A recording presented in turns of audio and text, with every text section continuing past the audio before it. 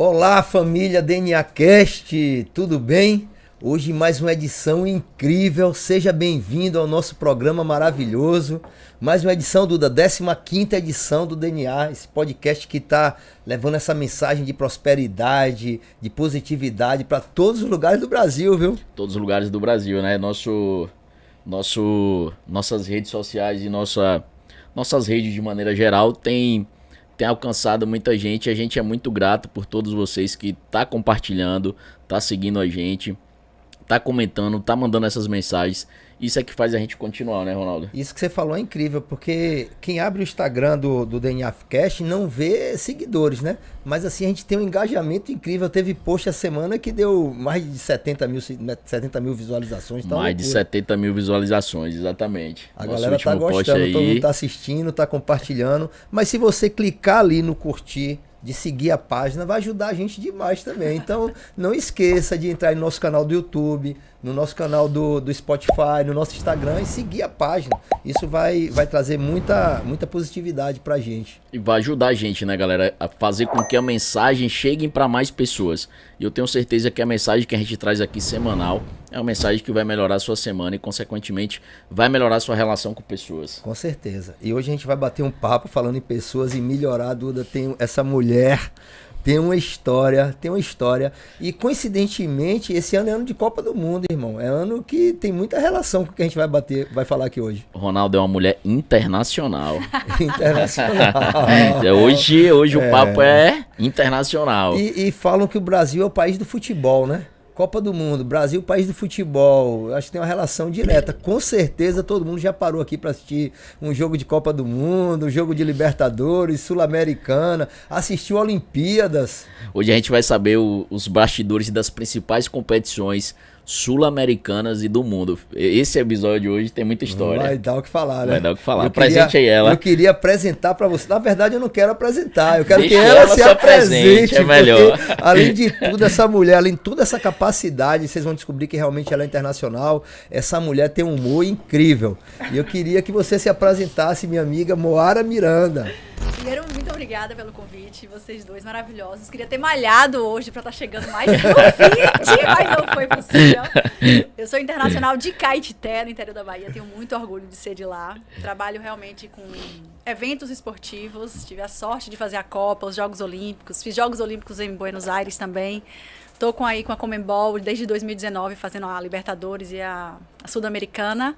E é um prazer estar aqui com vocês. Mandem as perguntas que a gente vai responder tudo. A alegria é nossa, Mora. Eu principalmente, que sou apaixonado pelo esporte, o Duda nem precisa falar, né? O Duda é atleta, né? E a gente nasceu ouvindo muito a respeito do futebol, né? Uhum. Durante muito tempo a gente ligava a televisão e era um assunto único, praticamente. 90% do tempo era direcionado ao futebol. E ninguém imagina que uma mulher pode estar engajada diretamente, ainda mais uma mulher brasileira e baiana vindo de Caetité, residente de Salvador. Sim. E as curiosidades são muitas, né, Duda? A gente tem muita curiosidade. O Duda está lhe conhecendo hoje aqui. Eu acho que tem muito mais perguntas do que eu. Quando eu mostrei a primeira vez o seu Instagram para ele, eu falei, Duda, essa mulher aqui vai bater um papo com a gente. O que é que você acha, Duda? Chama ela agora. Os bastidores já foram fortes aqui, né? A resenha dos bastidores aqui já foi bem marcante. Eu acho que para a gente começar, né, eu queria saber como começou essa sua relação com o esporte, como você veio de Caetité, você falar um pouco da sua vida, da sua formação. Essa paixão pelo futebol eu tenho também desde criança. Eu jogava futebol na minha rua, lá na Rua do Bucho, como a gente chama lá em Caetité, descalça, no paralelepípedo. Joguei até os 15 anos. Inclusive, meu trauma. Minha festa de 15 anos eu não pude dançar valsa, porque eu quebrei o pé uma semana antes, então tava de gesso. Mas sempre fui apaixonada, assistia muito futebol com meu pai, assistia diversos jogos, independente de qual era o time que estava jogando, a gente não tinha isso de um time específico, então tudo que passava na TV a gente acabava assistindo. Daí, quando o Brasil foi escolhido para ser sede da Copa do Mundo, eu não tinha ideia do que era trabalhar na Copa, mas eu dizia, eu quero trabalhar nessa Copa, não sabia o que era isso.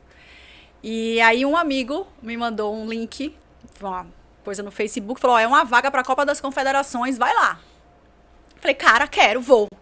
Aí me inscrevi no link e aí falou, compareça em tal lugar 11 horas da manhã com envelope, com seus documentos, mas não dizia qual era a vaga. Aí falei, Tá, não tô trabalhando, quero trabalhar na Copa do Mundo. A Copa das Confederações é uma oportunidade, para quem não sabe. A Copa das Confederações é um evento teste que é feito para você perceber se aquela sede tem condições de fazer o evento e também para aquela equipe que vai trabalhar e que nunca trabalhou num evento tão grande, tem uma noção, ainda que pequena, da dimensão que é uma Copa do Mundo. Então, de você entender a logística dos times chegando, enfim. Aí fui para minha entrevista para a Copa das Confederações e era vaga de motorista. Me jogaram no auditório, falei, cara, não vou fazer. Cara, eu tenho MBA em marketing, eu morei na Inglaterra, estudei inglês, eu acabei de ser gerente, eu não vou ser motorista, eu vou esperar ele terminar de fazer uma pausa, eu vou levantar e vou sair. Não desmerecendo a profissão de motorista, é uma profissão digna como qualquer outra, mas infelizmente a minha vaidade, naquele momento, tentou me boicotar. Mas pra minha sorte, o cara que estava lá falando no auditório, ele falava muito bem. Ele pregou ali de uma maneira que é ser motorista da FIFA, porque a FIFA é como se fosse um país, realmente, né? As delegações da FIFA são recebidas como se fosse a delegação de um presidente de outro país. E ele falou tão bem, que bom que ele falou tão bem, que eu falei, cara, é o meu sonho de infância. Como é que eu não percebi que meu sonho era ser motorista da FIFA? Quero! E aí passei para motorista, como eu falava inglês, eu tive a vantagem de ganhar R$1.000 a mais, né? Um extra, aquele plano. 2013. E aí, eu sou uma pessoa de muita fé. Eu acredito muito que o que você deseja acontece e eu acredito muito no que você atrai, assim. E aí, para minha sorte, eu atraí a equipe de marketing da FIFA. Eu dirigi para a equipe de marketing da FIFA, eu que tinha MBA em marketing. Então, a gente tinha a oportunidade muito de conversar e eu ia explicando para eles um pouco da cidade, um pouco dos protestos, né? Eles não entendiam, né? Eles falavam, por que os protestos são contra a gente? O Campeonato Brasileiro ele é um dos campeonatos mais fortes do mundo. A gente não pode partir de um princípio que os estádios brasileiros não são bons, ou que vocês têm que construir novos estádios. A gente não pede para construir novos estádios, a gente fala, os estádios que a gente precisa tem que ser assim. São os requerimentos para receber. E eles não entendiam aqueles protestos contra a FIFA. Mas, de qualquer maneira, a gente conversava muito e eles gostaram muito do meu trabalho de motorista e das conversas que a gente tinha. E aconteceu um fato, que foi o que eu estava contando para vocês aqui nos bastidores, que no primeiro dia de competição, isso é normal para quem faz evento, eu acho que se tiver alguém que já fez evento sabe que às vezes a gente, mais que a gente planeje, o primeiro dia ele é um pouco confuso porque é quando as informações vão ser colocadas à prova. E aí, nesse primeiro dia, aqui em Salvador, teve uma falha de comunicação e, infelizmente, o portão que era designado para a FIFA, o segurança disse que não ia abrir, que não tinha ordem para abrir, que não tinha chave, que por ali ninguém ia passar. Então, eu fui no portão que a gente passava todos os dias, e o segurança se chamava Renato. Você lembra até hoje. Cara, mudou minha vida, Renato. O Renato. E aí, ele falou, o Renato barrou, falou, não, aqui não pode, aqui é só polícia, sinto muito. E eu falei, aí aquela cena me chocou muito. Eu falei, cara, eu não vou deixar... Eu não vou largar eles em qualquer lugar de Salvador.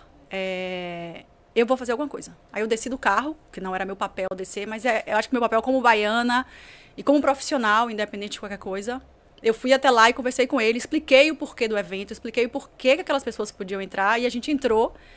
E aí depois o chefe chegou, foi uma baixaria, brigou comigo. Essa parte foi horrível.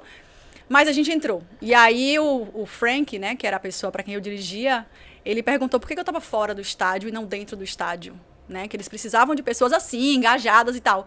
E aí ele perguntou se eu queria ir para a Copa do Mundo dentro do estádio, e esse era o meu sonho, desde que o Brasil tinha sido sede, então eu estava vendo aquilo se realizar, eu falei que sim, mandei meu currículo para ele achou meu currículo super chato, perguntou se podia mudar, falei que claro, pediu foto, né? Eu nem queria foto, porque dizem que, agora não, todo currículo meu tem foto. Independente se eu vou mandar para o Brasil, para qualquer outro lugar do mundo, tá com a foto lá.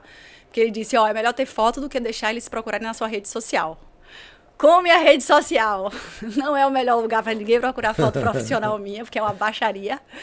Aí sim, eu mandei, fiz a entrevista e a última pessoa que me entrevistou, para minha sorte, estava no carro nesse dia e me... Mora, eu vou puxar o seu freio um pouquinho, porque se a gente deixar você solto aqui, você vai contar tudo. Eu já tenho várias conexões aqui para perguntar a ela. Eu queria primeiro, Duda, fazer uma pergunta. Quantas pessoas disputavam essa vaga de motorista ali naquele momento que você participou daquela reunião? Nossa, tinha um auditório lotado. Era muita gente. Eu não tinha noção que ia ser daquele jeito. Quando eu cheguei, era num lugar aqui no Jardim Armação. Tava lotado de gente, assim. Era muita gente querendo uma vaga que eles nem sabiam o que era. Ninguém sabia qual Ninguém era a vaga sabia que qual era estava a vaga. disputando. Não. E você chegou lá, você ficou surpresa porque você era uma pessoa que tinha um currículo exemplar, formação em MBA, em marketing, já tinha morado fora do Brasil, na Inglaterra, como você falou, Isso. com experiência, fluente em inglês, e de repente se viu disputando uma vaga para ser motorista da FIFA. E um processo seletivo imenso. E um processo seletivo gigante. De meses. Você teve que ter uma briga com você mesmo Foi. para quebrar o seu ego. Exato. Então o ego às vezes atrapalha a gente a alcançar alguns processos, a alcançar a evolução. Não, exatamente. Eu fico pensando, hoje eu penso muito nisso, né? Onde eu estaria se eu tivesse optado por levantar e sair? Hoje eu vivo de uma paixão, que é o esporte. Eu pratiquei esporte a vida toda. Joguei futebol, joguei vôlei, joguei basquete. E hoje eu tenho o prazer de trabalhar com algo que me dá esperança, porque nunca vai ser só esporte. Vocês praticam esporte, vocês sabem o que eu estou falando. O esporte, ele transforma a vida, ele transforma a realidade social de um monte de gente. Poder fazer parte disso hoje é um sonho que eu vivo todos os dias. E que bom que eu calei o meu ego naquele momento e entendi que eu não sou melhor do que ninguém, que eu não era melhor do que nenhuma daquelas pessoas que estavam ali. Que bom que eu tive esse momento e pude entender que é humildade, né? A humildade ela é muito importante. Gestão das emoções, né, Duda? Gestão das emoções. Eu tenho várias conexões aqui que eu fiquei ouvindo detalhado, né? Eu gosto de detalhar as coisas, Mora. Você falou que desde a infância você fazia esporte. Sim. O ambiente que você vivia já lhe estimulava isso? Ou você foi inserido em algum ambiente por alguma coisa? Então, exemplo, você falou que jogava futebol e gostava. Por que você tinha esse desejo impregnado em você? Eu já acho que criança que cresce na rua, né? Talvez, não dentro de casa, mas que brinca na rua. Eu acho que tem essa facilidade, porque você tem ali aquela animação. Então, assim, eu tinha o dom do futebol, eu gostava de jogar, eu gostava de tocar a bola. Aquele universo me agradava. Eu acho que o fato de eu ter habilidade para o esporte me levou para esse caminho, assim. Por exemplo, eu não sou boa em natação, por exemplo, mas eu sou boa em alguns esportes em grupo. Então, eu acho que isso aconteceu muito pelo lugar que eu estava, pela rua que eu estava, pelas crianças que eu convivia ali e por ter também sempre a TV ligada em programas esportivos. E naquele momento, no start, o que você acha que levou a FIFA a lhe selecionar para ser motorista? E tinha alguma coisa que você tinha de diferente dos outros? Você falou que tinha um inglês, mas só o inglês? Porque eu acredito que muita gente ali falava, porque por ser uma seleção de uma empresa internacional, muita gente devia falar vários idiomas, né? É verdade. Eu não sei te dizer, assim, pensando no processo para motorista, eu não sei dizer, assim. Eu lembro que foi um processo que ele foi avançando, ele durou quase 2 meses. A gente foi fazer seleção no Otton, aí foi fazer seleção... 2 meses. 2 meses para escolher um motorista da FIFA. E tinha uma questão muito de segurança também, né? Então, eu não sei se as pessoas elas começam a ser investigadas. Eles falavam, né, que para você entrar e para você ganhar uma credencial, a ABIN, que é o Instituto de Inteligência do Brasil, eles te investigam, verificam. Não estou dizendo que o pessoal que estava lá tinha algum crime nas costas. Pelo amor de Deus, se você estava nessa seleção, eu não estou dizendo isso. Mas é um processo que, além do processo seletivo que você passa da entrevista, tem todo um background que eles vão verificando. Existem algumas chaves que fazem a gente ser mais atraente que outras. Uma das chaves é o sorriso. Eu acredito que essa sua forma de ser feliz, alegre, isso contagiou, de repente fez um grande diferencial, né? O olhar nos olhos, o ser autêntico, o sorriso. O sorriso, para mim, é a maior arma, a chave que mais abre portas na vida. Talvez essas coisas tenham feito um diferencial, porque o nível de seleção deve ter sido altíssimo. 2 meses de seleção não foi à toa, né? É engraçado, ela falou algumas coisas aí, Ronaldo, que a gente fala muito aqui, né? Ela falou a coisa de você não queria ser motorista. Não. Mas você aceitou, porque alguém lhe falou, né? O rapaz que tava lá falando sobre a FIFA, quem era a FIFA, tocou em você, de alguma forma. Aquela palavra ali tocou em você. Então você aceitou fazer algo que é menos do que o currículo dela, não menosprezando os motoristas, mas ela tem um currículo bem desenvolvido para desenvolver outra atividade. Então você aceitou fazer uma tarefa menor, mas para estar ali naquele meio. E é engraçado que você, quando você falou assim, você falou que foi lá tentar resolver. Não era papel seu. Não. Mas Mateus 5,41. Se lhe pedir para caminhar 1 milha, vá com ele 2. Você fez a mais do que era seu papel. Então, geralmente, quando a gente faz a mais na nossa vida do que é o nosso papel, a gente tira algum benefício disso aí. E você fez isso. E hoje, quando e não foi sorte. Não foi sorte. Ai, que lindo. Tá? Eu falo muito isso, assim, como eu tive essa sorte de viver vários eventos, e são eventos que você tem que planejar muito. Cada detalhe, ele é pensado. Por exemplo, os Jogos Olímpicos do Rio, eu trabalhei 1 ano e meio com eles até chegar aos Jogos. Então, é 1 ano e meio de planejamento. Tinha gente que já estava há muito mais tempo do que eu. E aí você vai aprendendo isso, né? Que você não tem que se limitar ao seu papel. E uma das coisas, quando eu voltei da Bahia do Rio, eu falava, eu quero dar um jeito de passar isso para outros profissionais. Eu quero que outros baianos possam viver essa experiência. Porque para mim era muito frustrante, às vezes, não ter um outro baiano ou não ter um outro nordestino para dividir a nossa cultura, para dividir a nossa alegria, porque, infelizmente, tem sim um preconceito em relação a isso. Tem uma imagem errada de que nós somos preguiçosos, ou de que nós não somos competentes, ou que não somos capacitados. E eu lembro que uma das coisas, das mensagens que eu prezei, assim, que eu falei, tem que passar, é justamente isso. Não se limite ao seu papel. Vá além. Vá além. É muito importante. Isso é muito importante. A gente fala muito sobre isso aqui, né, Ronaldo? Em todos os nossos episódios anteriores, a gente fala de fazer algo a mais. Aquele algo a mais ali que vai fazer você atingir um determinado objetivo e atingir onde você está hoje. Transbordar, né? Como Transbordar. a gente falou no nosso primeiro episódio. A gente fala muito sobre isso. Tem uma coisa que a gente não pode deixar passar despercebido. Eu te interrompo, até peço desculpa, que é a questão das relações que você constrói. Um amigo dela fez a inscrição dela e mandou para ela, entendeu? Então era alguém que se preocupava com ela, que tinha uma certeza da capacidade dela, que ela seria uma pessoa que corresponderia àquela expectativa. Então, com quem você se relaciona é muito importante para saber onde você vai chegar amanhã. 100%. Amigo esse que eu tive que ligar para ele para dizer, amigo, como é que dirige um carro automático? Porque o teste era um carro automático, eu dirigi um Corsinha 5 marchas ali, e eu tinha que dirigir um carro automático para passar no teste, para poder avançar. Eu liguei para ele e falei, como é? Que aí ele me ensinou, é P, é N, é D, que até hoje eu não tenho. É P, é N, é D e alguma outra coisa aí. E a partir daí, Moara, a partir do momento que você colocou as pessoas da FIFA dentro do estádio, você quebrou uma barreira, né? Você atravessou uma barreira, levou as pessoas para internalizar ali o trabalho delas. Como foi os outros processos de evolução? Como foram os processos? Então, aí fiz o processo seletivo, fui aprovada. Comecei na Copa do Mundo. E o meu primeiro desafio foi o sorteio da Copa do Mundo, que foi aqui em Sauípe, em 2013, dezembro de 2013. Eu passei 15 dias lá. E para mim foi muito interessante, porque eu era uma das poucas baianas em cargos de gestão. Eu fui contratada para ser coordenadora de marketing. Infelizmente, isso ainda é uma realidade, mesmo nesses eventos corporativos, quando você vai para o Ibero. Muitos dos baianos estão na segurança, estão na limpeza, e você vem gente de São Paulo, gente do Rio para fazer esses eventos. Não foi diferente no sorteio da Copa.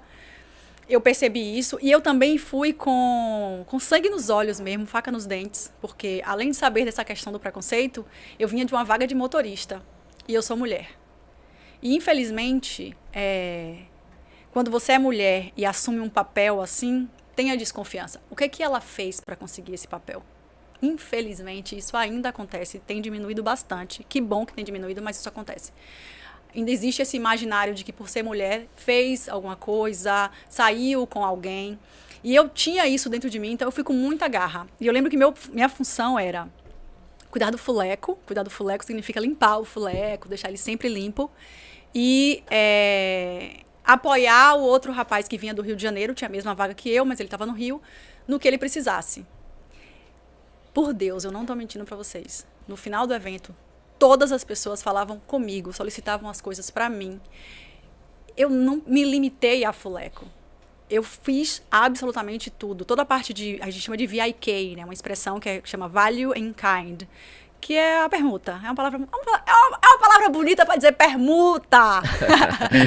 Que é, por exemplo, eu te dou as bebidas todas, a cerveja, no caso, a Budweiser, que era a marca patrocinadora, e isso é como se fosse patrocínio. Então, a gente chama isso de VIK. E, no final, tudo que se precisava de água, de bebida, era comigo. Eu que fazia toda essa logística também. Então, eu fui me dedicando. Eu lembro que a gente tinha que cobrir todas as marcas do complexo de Sauípe, que são, acho que, 5 hotéis. A gente tinha que cobrir todas as marcas. Eu cheguei a achar que eu ia desmaiar um dia, sério mesmo. E quando a FIFA chegou uma semana antes do evento. Não tinha nenhuma marca aparente. E a gente ali com fita, isso me acontece muito. Às vezes você assina um contrato e a pessoa fala, não se preocupe, eu quero que aconteça aqui, vai ser aqui, não se preocupe, eu tenho uma equipe para cuidar disso. A gente vai ter uma equipe. Mentira, quando chega no dia, a equipe é uma pessoa E aí vamos junto com essa equipe, porque é o meu trabalho. E aí ficava eu e esse rapaz de Sauípe cobrindo marca com fita, com silver tape preta. Mas esse trabalho no sorteio foi o que me levou para Rio 2016. 2 pessoas que vieram da FIFA para fazer esse evento e que trabalharam diretamente comigo e que entenderam que eu era muito além do que se pensava, ou muito além da motorista. Eles continuaram na FIFA, eles permaneceram no Rio de Janeiro depois que a FIFA voltou para fazer os Jogos Olímpicos. E aí eles me ligaram e falaram, você viria para o Rio? Oxi, menina, eu tô com a mala pronta! Fui pro Rio. Que legal, a história é sensacional, hein, Ronaldo? Você vê que os ambientes, né, como influencia muito. A nossa iniciativa sem que ninguém peça, que isso se chama iniciativa, e acaba sendo uma característica muito importante de liderança. E pelos pontos que você falou aí, ela tem uma característica muito relevante de liderança, de fazer a coisa sem pedir, de correr atrás, de desenvolver seja qualquer coisa mais simples ou mais complexa. Acho que isso é muito importante para a gente chegar muito mais longe. Ontem eu fiz uma postagem, Duda, no meu Instagram, finalizando uma mentoria que eu coloquei, e eu iniciei a postagem falando o seguinte: existem 2 tipos de pessoas. Aquelas que se vitimizam e aquelas que assumem as responsabilidades pelo que a vida proporciona, o caminho que ela segue, ela se responsabiliza e busca encarar situações. Nesse momento que você atravessou toda essa questão de preconceito, essa dificuldade de gênero, de você ser mulher e ter que provar que você era uma pessoa capaz, como encontrou força para atravessar esse momento? Porque muitas pessoas poderiam naquele momento se vitimizar, poderiam, não sei, fraquejar de certa forma e não conseguir desenvolver o papel em alta performance como você conseguiu. Qual o gatilho que você pode passar para essas mulheres que atravessam essa situação? Minha força, eu acho que vem da história da minha família. E eu gosto muito de dizer isso. Eu revisitei Caetité esse ano, depois de 7 anos sem poder ir lá, por conta de viagens e tal. E eu falei uma coisa pra eles que é muita verdade pra mim, assim. Eu tenho muito orgulho de ser de Caetité. E eu tenho muito orgulho, ou talvez mais orgulho, de ser neta de um barbeiro e de uma costureira. E de uma dona de casa e um alfaiate. Então, se a gente não estudasse, a nossa história seria diferente. Se os meus pais não estudassem, eles tiveram a sorte de estudar, eles passaram no concurso público. E eles deram pra nós 3, na verdade, somos 3 irmãos, mas no primeiro casamento somos 2 irmãos. Eu tenho 2 irmãos. Então, a nossa realidade, assim, a educação mudou muito a nossa história. E aí, quando você sai de Caetité, quando eu penso na história, por exemplo, a minha avó que faleceu esse ano com 100 anos e 10 dias. Mas quando eu penso na história dela, que foi uma pessoa que com 5 anos de idade teve que ir para um enxada mesmo para ajudar a mãe, porque já não tinha pai, que ajudou a criar 4 irmãos. Quando você pensa numa história dessa, num background desse, não tem como não ter força. Então, quando eu cheguei na Costa do Sauípe, num lugar de luxo, com um monte de gente que teve talvez, oportunidades muito melhores do que a minha, eu entendia que eu merecia estar ali e que eu tinha que fazer por eles. Então, o que eu estava te falando antes, eu fritei hambúrguer em Londres. Fui para estudar inglês e, às vezes, quando a gente fala, não, porque eu estudei inglês na Inglaterra, as pessoas falam, uau, cria-se uma imagem. Não, minha mãe pegou 10 mil reais emprestado, me deu, paguei, tive que pagar porque ela me cobrou, viu? Justo. Então eu fui pra lá, eu estudei inglês, eu me dediquei pro inglês, eu tinha amigos ingleses, eu pedia pra eles me corrigirem o tempo inteiro. Eu estudava, meus amigos chegavam, às vezes eu tava 2 horas da manhã lendo, ouvindo CD, porque era CD, viu, gente, que tem um tempinho. Mas ouvindo CD pra saber falar a palavra correta. Eu me dediquei àquilo. Porque pra mim era importante aquilo. Então, quando você chega num lugar desse, que você sabe tudo que você passou pra poder estar ali, não tem como não correr mais, não querer ser a melhor. E quando eu falo a melhor, não é melhor do que ninguém. É melhor do que eu mesma a cada dia. Isso é uma coisa que eu aprendi. Eu tenho que buscar ser melhor do que o que eu fui ontem. E aí, assim, eu vou... A história é sensacional. E ela chega e se emociona, né? Você dá pra ver que você se emociona falando. A verdade, dá pra ver nos seus olhos você falando e o com orgulho que você tem. Então, Mora, muitas das vezes as pessoas não entendem que são processos, né, Ronaldo? A gente fala muito sobre isso. Então, aquela época lá que você tava lá fritando um hambúrguer, pedindo pra você se corrigir, era um processo inferior que tava ali treinando pra você chegar em algo muito maior. E muitas das vezes as pessoas não entendem que a gente tem que passar por processo pra gente chegar num objetivo maior, né? Exato. A gente fala muito sobre isso aqui. Estar inserido em algum meio e aceitar, por exemplo, se vir um cafezinho, fazer alguma coisa pra chegar em algo maior. A história é fantástica, né? E eu quero saber dos bastidores da Libertadores, é meu sonho. Ela falou que ela chegou na Copa de 2014, ela participou do evento teste, que é a Copa das Confederações, continuou num processo seletivo até chegar na Copa do Mundo, recebeu a FIFA assim, dentro dos padrões que a FIFA esperava, e a partir daí... A partir daí, como foi? Como chegou na Libertadores? Dentro da Copa do Mundo do Brasil, você trabalhou só em Salvador, dentro dos estádios, saiu de Salvador? Eu fiquei só aqui em Salvador, eu fiz a Arena Fonte Nova, que foi eleita a melhor sede, a gente tem que dizer isso o tempo inteiro. E a sede das goleadas, né? Dos melhores jogos. Nossa, aquele gol, gente, maravilhoso, exatamente. E aí eu fiz a Copa aqui em Salvador, a gente teve 6 jogos, se eu não me engano. A gente começou no dia 13 de junho, o metrô funcionou pela primeira vez, a gente tem que deixar isso muito claro. O maior legado da Copa do Mundo em Salvador foi o metrô. O metrô levou os torcedores, o ticket do metrô era o ingresso. Então, pra mim, era um acontecimento, gente. Foi 14 anos de obra. Eu falava, ainda, eu dirigindo, né? Explicando, olha, esse metrô aqui, isso aqui é um metrô, tem 14 anos de obra. E aí ele inaugurou, eu cheguei a visitar o metrô, né, pra ver, fez o teste, fui pra aquela Campo da Pólvora que estava inaugurando, enfim. Então eu vivi a Copa aqui. Quando acabou a Copa do Mundo, aí o pessoal que fez o sorteio comigo, lá para outubro mais ou menos, eles me entraram em contato. Você iria para o Rio, você faria os Jogos Olímpicos? Eles estão começando a recrutar. Falei, vou, sem problema nenhum. E aí como são as coisas também. Eu peguei o dinheirinho da Copa e eu falei, eu quero estudar espanhol. Não sabia por quê, mas eu queria. Eu gosto de outros idiomas. Aí fui pra Barcelona. Barcelona, o povo nem espanhol fala, que lá é catalão. Mas eu queria, porque era uma cidade que todo mundo falava que era maravilhosa. Fui lá, passei 3 meses me dedicando, ouvindo rádio o tempo inteiro. Aprendi o espanhol. Não sabia por quê, mas eu queria. Como são as coisas da vida. Aí, beleza. Fui pros Jogos Olímpicos, passei 1 ano e meio no Rio de Janeiro. Fizemos os jogos, foi incrível. Eu fiquei no velódromo, que era uma instalação que as pessoas achavam que nem ia ter. Primeiro porque colocaram o velódromo do PAN no chão, destruíram tudo e começaram uma obra que não saía, não ficava. O velódromo, na verdade, ele nunca ficou pronto. Eu posso dizer isso hoje. Ele foi muita cenografia para você poder receber lá. A pista, sim, maravilhosa. Eu até retornei nele ano passado, foi maravilhoso ter voltado lá. A pista funciona, é uma das poucas instalações no Parque Olímpico que funcionam mesmo. Em termos de investimento público, né, que eu sofro com essa parte de você pegar investimento público e não dar continuidade, mas foi uma experiência gigante. E a gente, durante muito tempo, não sabia se o velódromo ia funcionar ou não, tinha muita especulação, que iam levar para outra cidade, que iam levar para não sei aonde. Acabou que deu certo, rolou, foi maravilhoso. Dos Jogos Olímpicos, me chamaram para fazer Buenos Aires 2018, que era um evento que eu não sabia nem que existia, que chama Jogos Olímpicos da Juventude, que é muito interessante. Você pega uns meninos de 14 até 18 anos e colocam eles para poder praticar esporte. Desse evento, muitos saem para fazer Jogos Olímpicos. Aí morei 8 meses em Buenos Aires, que foi incrível. E aí, quando terminou o Buenos Aires, uma amiga minha, que tinha me chamado para fazer a Copa, falou, Mó, tem um projeto novo, que é uma empresa inglesa, que está sendo formando uma joint venture, que é uma junção de 2 empresas inglesas, para poder atender a Conmebol. Você tem interesse? O Jay é o chefe. O Jay foi o cara que me entrevistou. Rapaz, na Copa, para a seleção da Copa do Mundo. Impressionante isso. Quando eu mandei, falei, Jay, tenho interesse. Ele não me entrevistou. Ele falou, você tem interesse?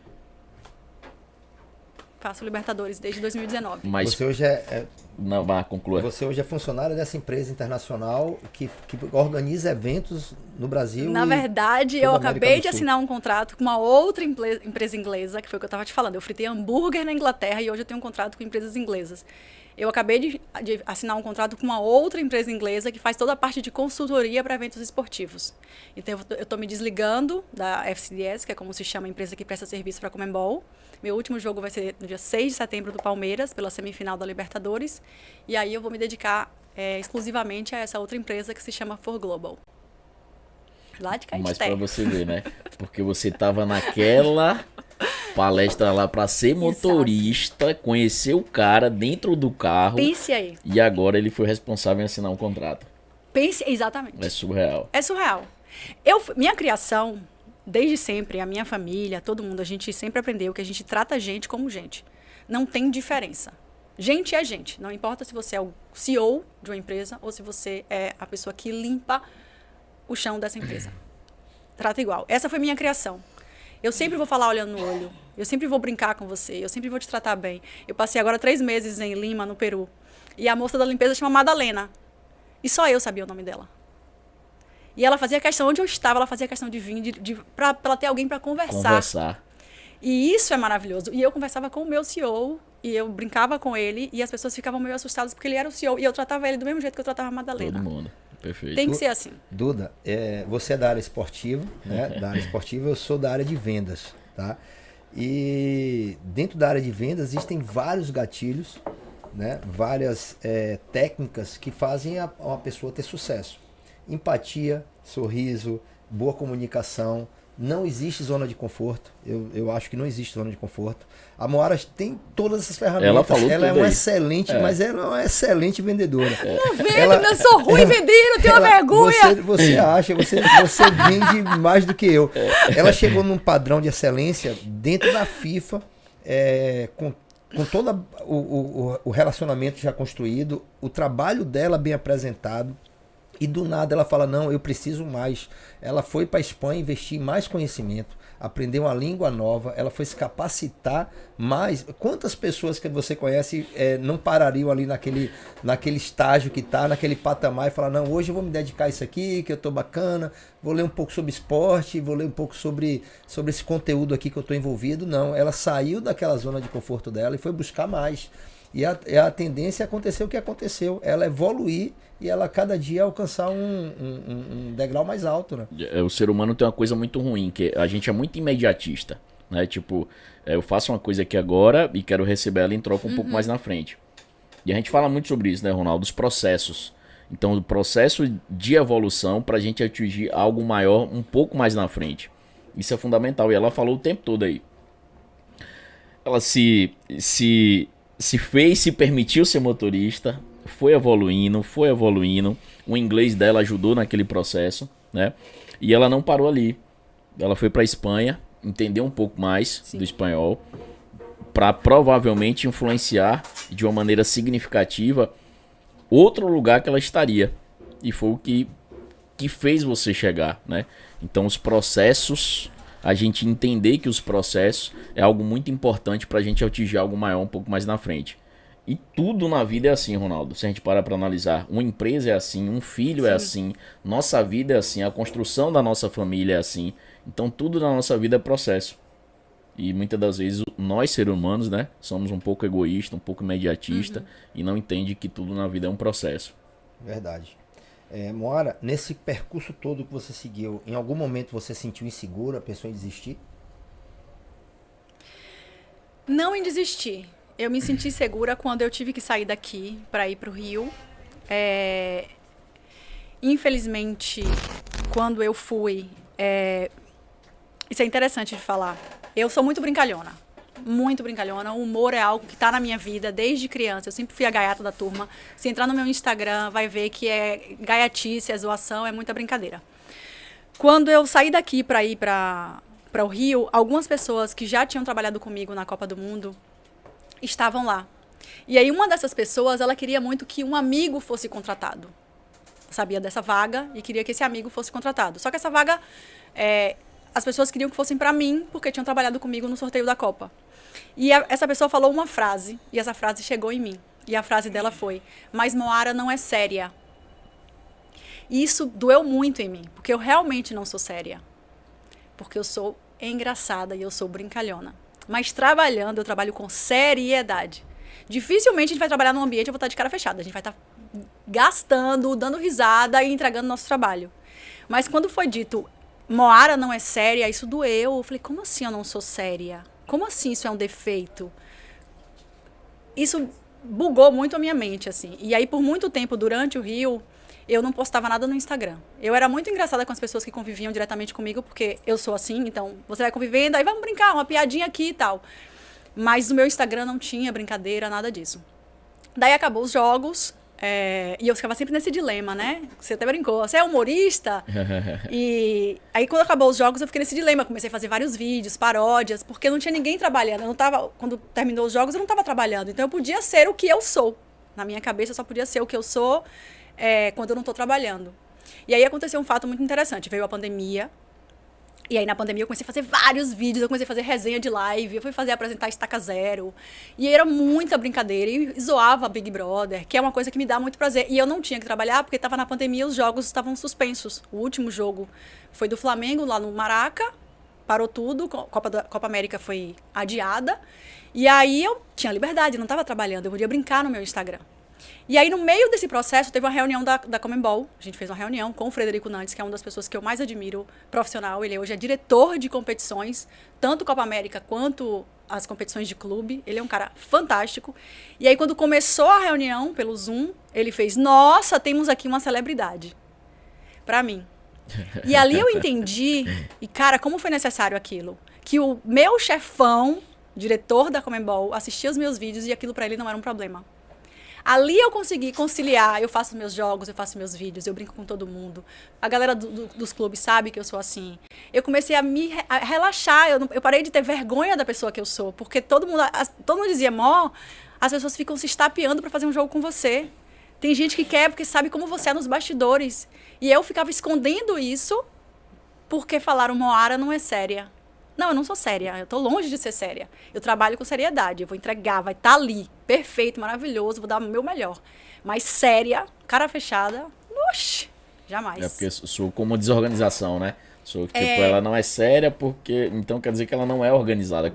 Exato. São coisas totalmente diferentes. Como se eu não diferentes. fosse responsável. Exatamente. É. Não, e é como uma palavra dessa que essa pessoa citou, essa expressão da Moara não ser séria, atingiu ela como uma flecha contaminada. Exatamente. Agora, Veneno. olha a tal da palavra, né? E a sua essência, essa sua predominância de ser uma pessoa feliz, de ter essa estrutura que você falou toda, familiar, essa força que você trouxe da sua avó, foi o antídoto para isso. Sim.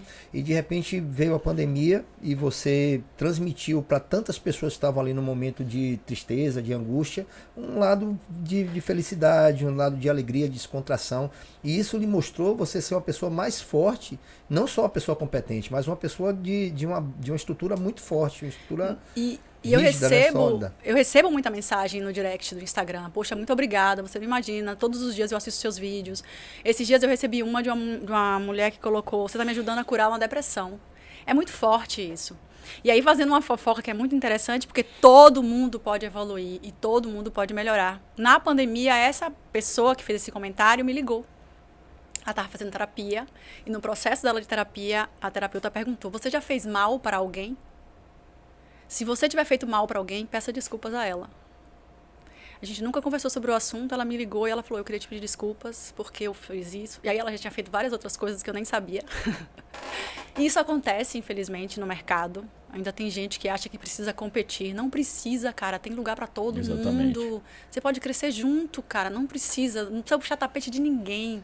De ninguém. Eu quero saber dos bastidores. Eu tô sonhando para saber alguma coisa do futebol. É isso, todo mundo tá ouvindo aqui que eu também. Todo mundo quer saber.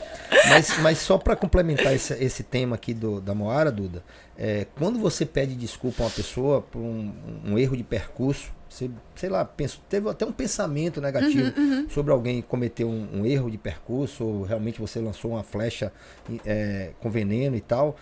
A partir do momento que você pede desculpa, você faz um bem maior para você mesmo, exatamente, até do que para a própria pessoa que você lançou aquela flecha. Sim. Então, assim, se você que está ouvindo agora, gente, não nos segue nas redes sociais ainda, aproveita e segue o DNA Cash. Aproveita e segue o Instagram da Moara. Eu sou Moara. Eu sou Moara. Caramba, vocês vão dar risada demais com ela, porque eu dou risada demais. E trata de pedir desculpa logo, não deixa pra amanhã não, corre logo. Essa questão da desculpa, aí, Ronaldo, e o que você citou é fundamental pra gente evoluir na vida. A gente se guarda alguma mágoa, guarda algum rancor, ou tem algum contexto com alguma pessoa, o perdão vai fazer você se libertar e evoluir como pessoa. Galera, segue a gente no YouTube, DNA Cash. Vai lá, ativa o sininho, se inscreve, compartilha com 3 amigos. Vocês vão ajudar a gente, tá? Vocês vão ajudar a gente. 3, pode ser mais 3, mas sim, ó, nosso último vídeo atingiu mais de 40 mil visualizações. Tem sido assim, viu? 40 mil. Se 40 mil encaminhar para 3 pessoas, imagine aí, tá ótimo. Se 40 mil clicar lá, seguir a página, tá ótimo. O Instagram vai mostrar para mais 200 mil. Vai bugar o Instagram. Mas o último vídeo deu 40 mil visualizações. Então não foi coisa pouca. Não, tá sendo, então, sendo maravilhoso e tá trazendo tanta alegria pra né, gente. Só 3. Lá na setinha só encaminha pro amigo e manda seguir. Eu já fico ansioso pra chegar a segunda. Né? E o pior é que eu tenho que acordar mais cedo pra treinar e assistir. Primeira pessoa a clicar lá no YouTube pra assistir tem que ser eu. Mora, eu quero saber de bastidores da Libertadores. Fofoca, quero saber de fofoca. Brasil e Argentina. A gente gosta de rivalidade, fofoca. O brasileiro gosta disso. Conte uma que ninguém sabe dos bastidores. Brasil e Argentina. Pô, pegou pesado. Jogo de time, Libertadores ali, brasileiros, argentinos. Conta alguma coisa aí dos bastidores. Uma né? fofoquinha. Não, tem umas coisas que são muito boas, assim. Por exemplo, na Boboneira eu fiz um jogo no Boca, né? A Boboneira, o vestiário do visitante, ele fica embaixo da La Doce, que é a torcida do Boca. E aí é embaixo mesmo. E aí a torcida começa a bater o pé e chega a cair poeira dentro do vestiário. Então, assim, para o time visitante é um terror tá ali. Você imagina um estádio inteiro pisando e eles fazem de propósito. Então, o time já entra em campo tenso, achando que ia morrer soterrado, porque é um estádio antigo e a galera batendo o pé, é uma loucura. Esse é um bastidor. Teve uma história também que foi engraçada, que foi com o Gabigol. Uma vez a gente leva aquelas crianças, né? Voltaram agora novamente, as crianças que entram com os jogadores. E aí não chegava o jogador. E as crianças, elas ficam assim, se estapeando pra ver quem é que vai com o time da casa. O cara que ele quer e então, tia, aqui é o Flamengo, aqui é o Flamengo. Tia, aqui é o Flamengo, aqui é o Flamengo. É uma loucura. E aí chegou, faltava um jogador no túnel. Eu não tava lembrando quem era o jogador. E essa criança, tia, não sei o quê. As crianças sofrem, né, gente? Pô, só ela não tava dando a mão. Aí chegou o Gabigol. Nossa, o sonho, né? A criança... Só que ele é todo cheio... Ele é tirado, ele é marreto. Aí ele tava demorando e tal. Eu olhei pra criança e falei, pega na mão do tio. Cara, é uma criança. Eu vou calcular a idade da criança. Ele, tio! Tá me chamando de tio? Não gostou, cara. Ele não gostou. Não gostou. Eu falei, tá, pega na mão do amiguinho, sei lá. Pega na mão do amiguinho. E outra vez, essas mesmas crianças, não as mesmas, mas de outro grupo, crianças. A gente fez um jogo agora, aí a criança, cara, quando veio o Davi Luiz, a criança me tirou uma caneta, não me pergunte de onde, não pode. A outra tirou um celular, eu falei, gente, que é isso? E aí uma criança fez, eu quero Flamengo. Eu quero Flamengo. Cara, e o protocolo de entrada, não sei, é a parte que eu mais gosto de qualquer jogo, é o protocolo de entrada. Ninguém assiste isso, eu sei, mas é o que eu mais gosto. Que são os times entrando, é o juiz, o árbitro pegando a bola, assim, a gente vê mais na Copa isso, né? A gente faz muito nos jogos da Libertadores. Mais. Então, assim, o hino, tocando, a câmera, cara a cara, tudo, aquilo ali pra gente tem contagem regressiva no LED, o jogo só começa quando o LED aperta 0 pra uma marca. Então é a parte que a gente mais gosta, assim. E aí, na hora de entrar, e o túnel é super, tem que estar tudo limpo, não pode ter ninguém. A câmera tem que ser só os jogadores e os árbitros. Na hora de entrar, a criança, não quero! Deitou no chão do túnel, cara. Eu falei, nossa, eu vou virar meme. A criança correu pro campo, eu falei, cara, a criança vai invadir. Eu falei, vou virar meme. Não, eu não posso virar meme entrando em campo, correndo atrás de criança, a criança deitada. Nossa, surreal. A gente passa perrengue. Eu brinco quem vê terninho não imagina o perrengue que a gente passa. Ali, Qual foi o jogo mais emocionante da sua vida que você participou? Flamengo e Grêmio. O Flamengo ganhou, acho que de 5-1. Libertadores. Foi a semifinal de 2019. Eu cheguei a chorar, assim, de emoção, porque a torcida do Flamengo ela é realmente muito bonita. O estádio inteiro cantava. E foi 5 gols, então eles estavam alucinados, assim. Eu falei, nossa, que loucura. E foi tudo perfeito, assim, a nossa entrega foi muito boa. Isso também conta muito. Tudo que a gente tem que fazer, é tudo cronometrado. É muito interessante, que quando você começa a trabalhar com futebol, às vezes eu tô sentada, minha mãe fala, Mó, a gente tem que ir. Eu falei, faltam 15 minutos. Ela, 15 minutos é muito pouco. Falei, 15 minutos é o intervalo de uma partida de futebol. Exatamente, 45 minutos muda a história de um campeonato. Então você começa a ter uma noção da minutagem, né? E a gente tem que entregar tudo em minutos. Cada entrega, cada patrocinador que tem que entrar, cada ativação, é tudo minutos. E aí, tudo aconteceu perfeito, não teve atraso, o LED funcionou, tudo. Então a gente fica muito feliz quando isso acontece, né? As pessoas se abraçam, né?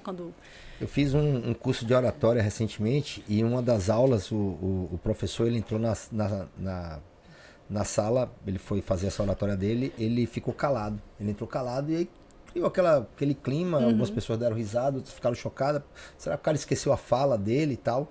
E aí ele foi e fez a referência à mensagem de 1 minuto de silêncio. Ele fez a referência a isso que representava. Mas ele, na verdade, levou 30 segundos. E ele disse que o minuto de silêncio não é um minuto de silêncio, não chega ao minuto. Por que não é um minuto de silêncio? Ou Não, erro? agora mudou, agora consertaram, agora a gente está chamando de momento de silêncio. O que acontece? Um jogo de futebol ele não pode atrasar de maneira nenhuma.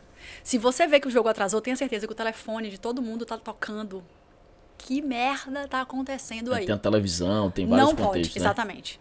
Então, é tudo cronometrado mesmo. Por exemplo, os jogadores têm que chegar no túnel 6 minutos antes de começar a partida. Se for ter hino nacional, porque nem todos os estados têm o hino. Por exemplo, a Bahia tem 2 hinos. Isso também já foi uma loucura. Porque aqui toca o hino do 2 de julho, que tem que tocar porque a gente é independente, e o hino nacional. E aí o hino da Conmebol. Então, são 3 hinos. E todo mundo que chega tem que saber isso para calcular. Então, quando teve o Covid, por exemplo, ou quando falece alguém ou alguma personalidade, tinha 1 minuto de silêncio. Só que, às vezes, quando você estava olhando, faltavam 30 segundos para começar o jogo, faltavam 10 segundos para começar o jogo. E aí, agora, eles corrigiram e eles já não falam mais minuto de silêncio, e agora é momento de silêncio, que pra gente é até bom quando tem, porque a gente consegue justamente organizar isso para cronometrar. E tem gente que cronometra. As pessoas na Conmebol, eles cronometram e falam 1 minuto de atraso. 1 minuto de atraso é horrível, sacou? Tipo, teve jogo que começou com 8 minutos de atraso porque o árbitro tava com a blusa igual. Isso passou também, é interessante contar.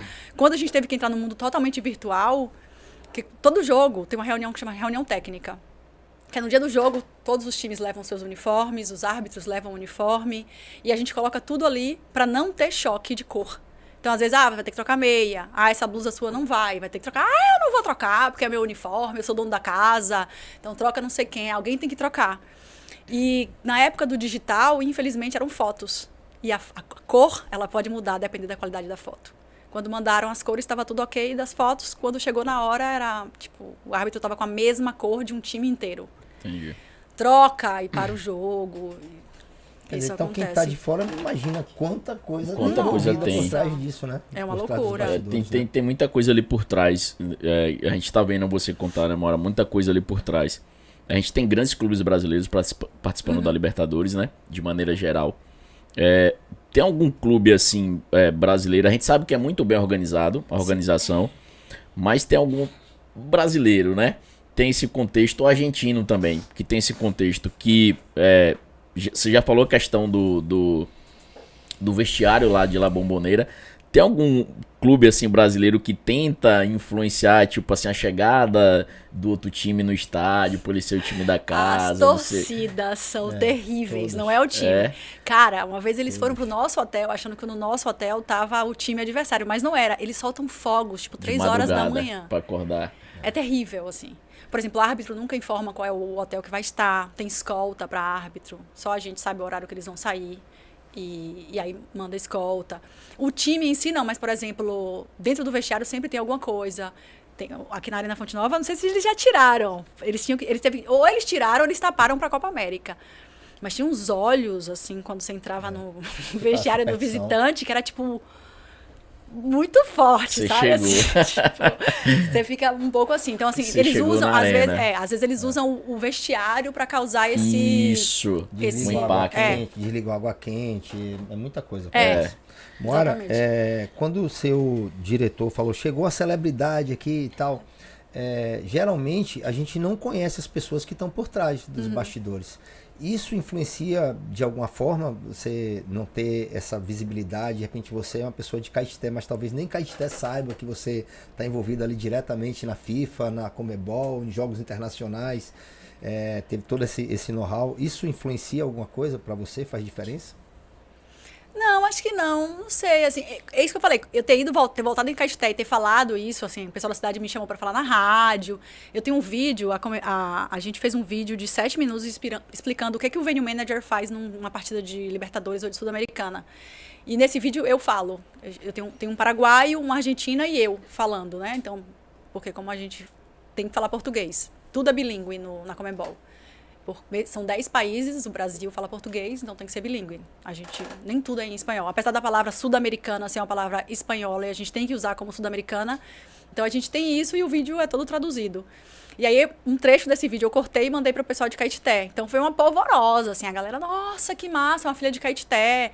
E aí foi interessante porque o prefeito estava nesse evento, então veio, nossa, parabéns, assim. É legal ter isso, assim, mas ao mesmo tempo não é nada que me toca por isso, assim, não. Eu acho que é mais, pra mim é mais o prazer de viver isso, assim, mais pra mim mesmo, de estar com o esporte. Dudu, acho que você tá empolgadão aí. Eu tô empolgado, mas o tempo aqui parece que voa, viu? Já. Mas a gente não pode finalizar isso sem ouvir uma piada, sem ouvir alguma coisa. Era isso que eu ia perguntar agora. Dela, a gente tem que finalizar com alguma parte humorista. Dela amanhã vai ter 10... Esse Instagram dela, Dudu, olha só o que é o povo. Amanhã tem 10 mil seguidores novos no Instagram dela. Eu tô querendo saber que é a Moara. Olha só. Não, mas o Instagram é mais de brincadeira mesmo, assim. Pra mim é uma válvula de escape, cara. Você fazer as pessoas sorrirem é tão mais gostoso e você poder fazer as brincadeiras todas. Eu gosto muito de fofoca, né? Gente de interior, eu brinco que eu cresci na esquina da rua vendo todo mundo passar. Então, assim, muita fofoca de bastidor, de celebridade. Sempre fofoca do bem, né? Não é fofoca do mal, nada que seja negativo. Porque eu tenho medo de um dia chegar, a celebridade vai ver. Já pensou? O processo? Não quero processo. Mas qual é a mais nova, a fofoca mais nova, que ninguém sabe ainda? Que ninguém sabe. O que sabe ainda não viralizou, que a gente vai viralizar agora com você. Nossa, não, nem eu sei. Não, tô desinformada. Não, fofoca assim. Eu sempre vejo no seu Instagram situações que acontecem no dia a dia, né? Que são muito engraçadas e você ali faz daquele limão, você faz uma limonada, né? Gente, a camisa nova da Seleção Brasileira, Aquela pelo amor de Deus. Você já vende em feira, cara. Mas em feira já chegou. Feira e autografada, cara. E autografada é mais cara. Galera de feira aí, não, ó. Eu amo feira. Eu zoo muito feira. Tipo, é o Feira Vac, né? Que foi a primeira vacina contra a Covid e chegou em feira também. Sério? Não sabia. Feira Vac. Não, mentira. Amo feira. E eu vou te falar, galera de feira. Tem muita gente de feira minha esposa que acompanha e meus a gente. São feira raiz, viu? Eles não vão gostar desse programa. Eu tô indo hoje, quando sair daqui, eu tô indo pra despedida de uma amiga que vai morar em feira. Em feira? Nossa, que honra, hein? A gente vai fazer a despedida dela. Eu amo feira, cara. Nota de R$420. Onde mais?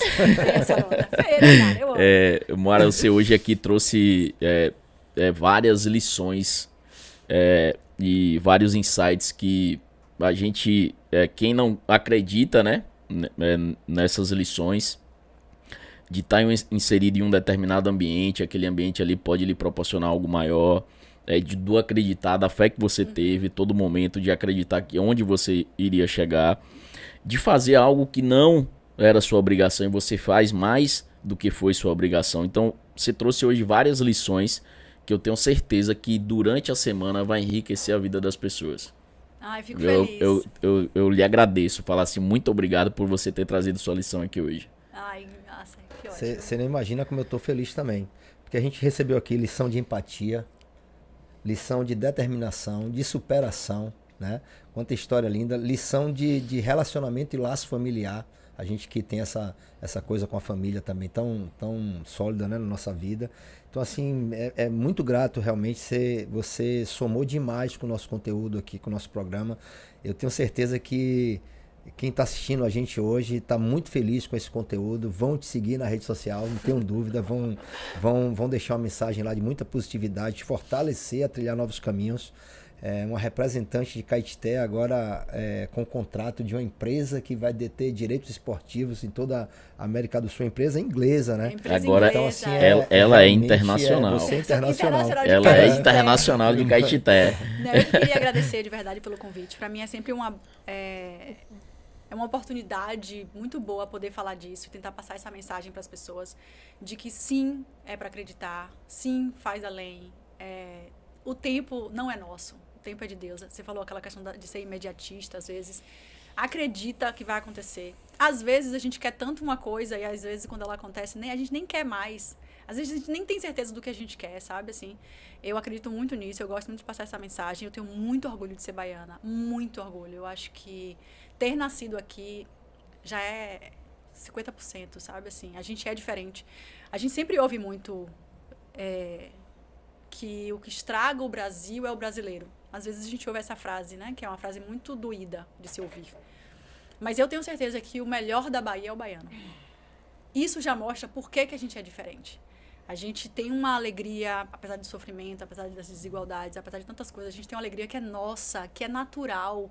E a gente é assim, a gente tem orgulho disso, a gente se identifica. Quando dois baianos se encontram fora da Bahia, gente, vocês não estão entendendo. Quando dois baianos se encontram fora do Brasil, é uma loucura, sabe, assim, a identificação que a gente tem. Então, poder estar levando a nossa cultura para outros eventos, poder mostrar que a gente é capaz, que a gente trabalha, que a gente sabe o que a gente está fazendo, que a gente faz com alegria, porque na verdade é uma falta de conhecimento.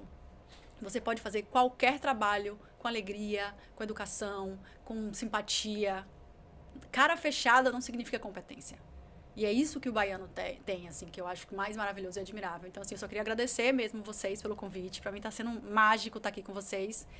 E boa sorte, sigam! Pelo amor de Deus. O DNA Cast, gente! A Moara, só pra finalizar, Duda, ela realmente aquele slogan de que o baiano não nasce e estreia é a Moara. É a A Moara, Moara né? não nasceu, ela já estreou, né? Todos Ela é um nós. show. Galera, segue a gente, vai lá, a gente tá em todas as plataformas, Instagram, YouTube, Spotify. Avalie a gente lá no Spotify. No Spotify agora tá aparecendo o nosso vídeo completo. Verdade. Então vai lá, galera, segue a gente, compartilha. Esse é o que você pode fazer para nos ajudar. Sucesso pra todos. Uma semana incrível, né, Duda? DNA Cash. Ô, peraí, quero brindar também! Tem que beber, viu? Fica aí. Tem que beber quando brinda, né? É. Mesmo sendo água. Moara, que massa, viu, velho? A gente